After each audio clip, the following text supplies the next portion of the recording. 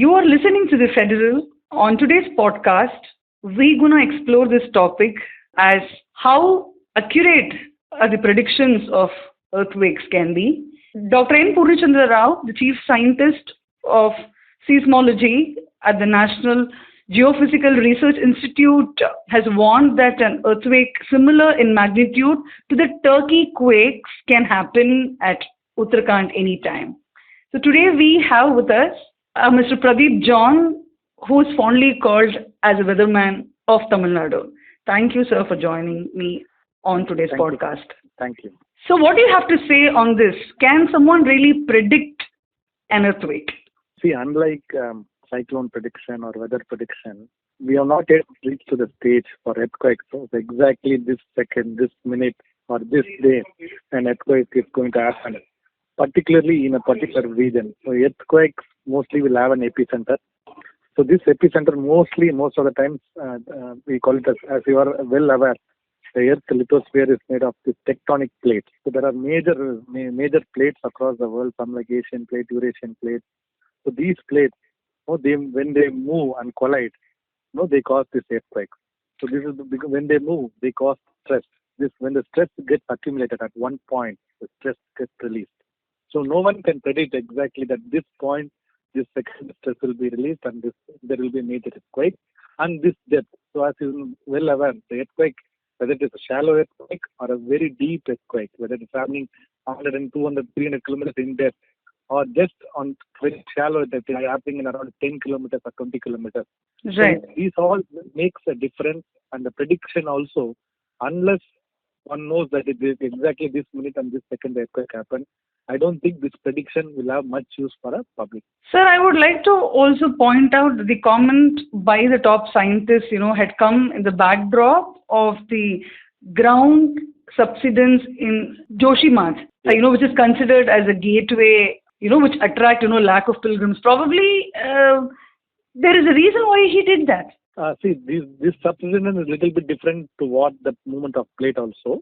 Maybe in life, though it is interrelated, the major earthquakes I'm saying, so this is because of this, that subsidence maybe because of the soil and other make. So one again for the earthquake, it is little bit, it goes not in the top surface, little bit go depth also. In that case, we are seeing particularly for earthquake, we have seen that large Indian plate is edging towards the Himalayas. So it is prone to the Himalayas, the northeast, and then Andaman. So these are where the Indian plate edges moves on. So it is all we have seen previously in Nepal, Jammu Kashmir earthquake, Right. and also many other major earthquakes which have happened. It has happened in these edges of this plate, Indian plate. It is connecting with the Eurasian plate, which comes from the Tibet belt. It is common that at one point we know that the Indian plate is moving north. That is why we always say that the Himalayas is little bit getting higher and higher each year. Maybe it's moving 15 inches per year, or I don't know, that some movement is there.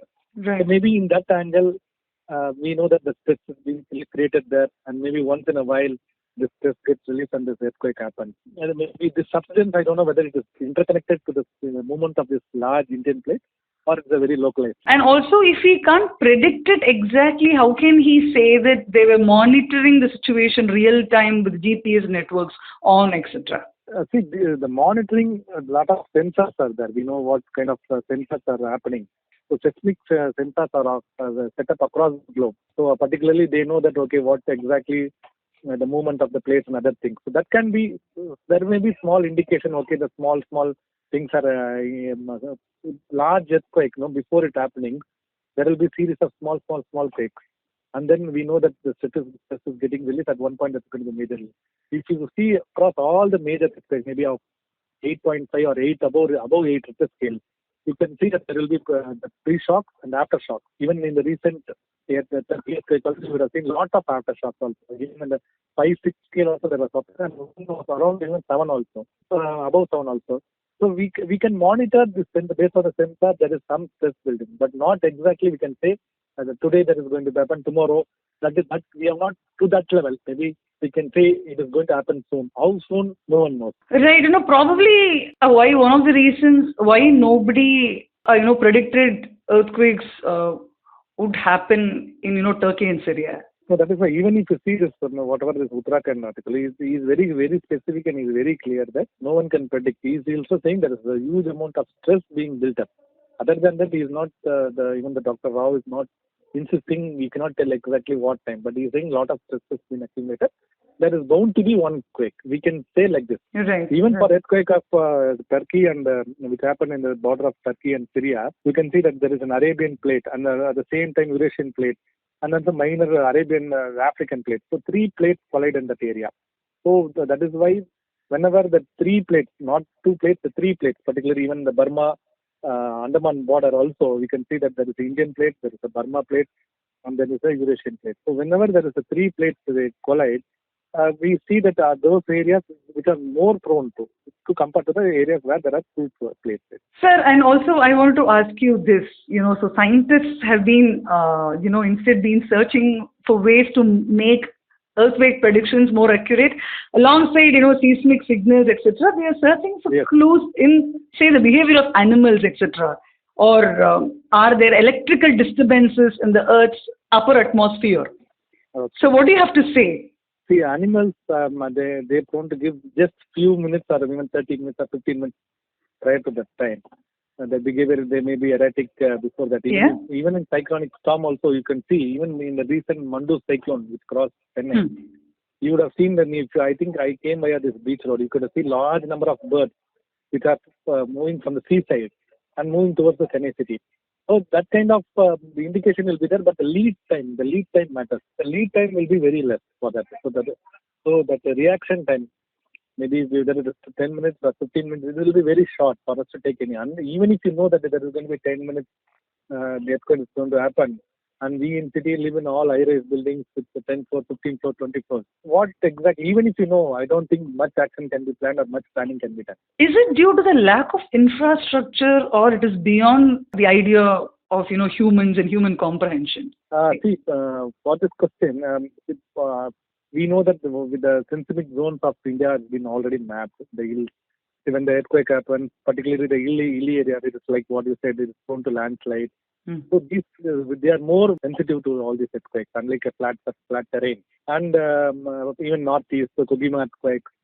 So these mountain areas are a little bit prone. If you see Japan, the planning norms itself, whenever the movement, I think the buildings, most of them are steel based, which is more flexible than the concrete.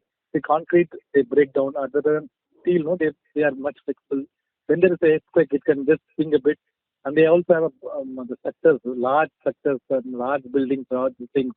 So they move along with the earthquake according to where it shakes. So even a 6-scale, 7-scale Richter scale earthquake would cause massive, even 6.5 Richter scale will cause massive damage in India, while the same kind of 7 plus Richter scale which happened in Turkey, which would have happened in Japan, it would not have caused such a catastrophic 50,000 lives. Another thing I wanted to ask you is that about the researchers in China, they've been developing tools that use AL to classify the damage caused by natural disasters. And they're building a tool so that they get to know of this. So what is your opinion on this? That depends. No, that depends upon the shallow. As I earlier said, how shallow that there are two types of earthquakes. One is dip slip earthquakes. That is two plates which are moving side by side. Okay, we call it as earthquake type is dip slip fault, and the normal is strike slip fault. Strike slip is two plates are moving parallelly. Dip slip means one plate is lifting up. That is why if you see even in earthquake, even 8 Richter scale, if it happens in shallow sea, some might cause tsunami, some might never cause tsunami. Why? Because one is strike slip fault and one is dip slip fault. So one plate is little bit lifted up. That is called dip slip. Right. Another case is the one they are moving parallelly, moving parallel shift. So those kind of things are there in that. So unless you know what kind of earthquake is going to happen, whether it is going to be a strike slide or a slip fault or dip slip fault, the damages. And then one side, some quite, even with the eastern side, there will not be no damage.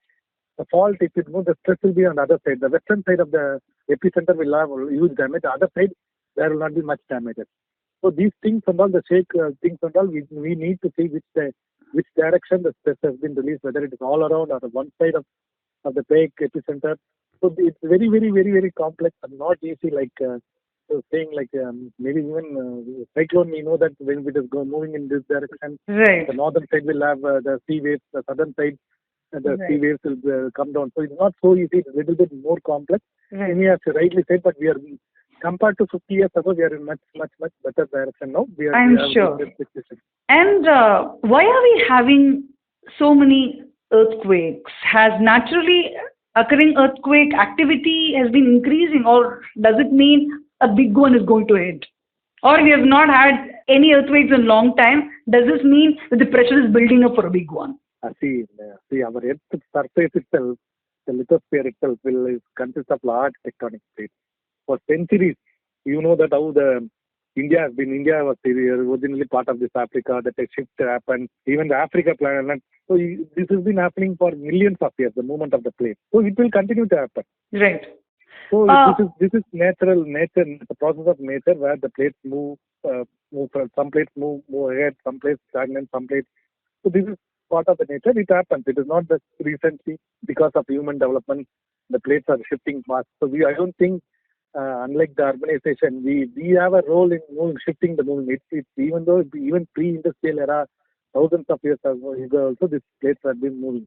I'm sure. And the earthquakes of this calamity has also happened in the past. It is not that more earthquakes are happening now.